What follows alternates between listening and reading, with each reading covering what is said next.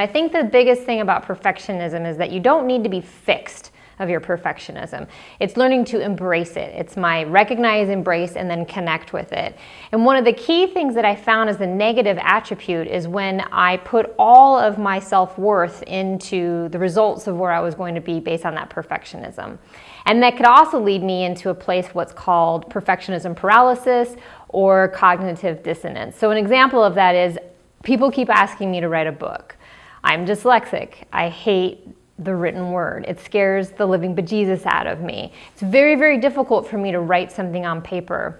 So I sit there and I paralysis over, and I don't do it because my perfectionism tells me I can't do it. And that takes me to a very negative place. The other way it can come as a negative is called cognitive dissonance. It's when you cannot believe that there's another reason of what something is going on, that you have been doing something different. What do I mean by that? There was a situation in Vienna when they realized that washing your hands could greatly affect how the negative effects of birthing were on children. They were dying. High mortality rate with students that were in the medical profession than when it was nursemaids.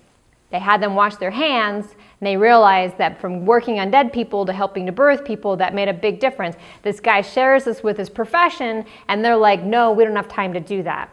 It's the feeling that, because if I agree that what you tell me is different than what I've been doing, that means I've done everything wrong for the last whatever years, and I'm a horrible human being, and I can't fathom that I haven't done it right.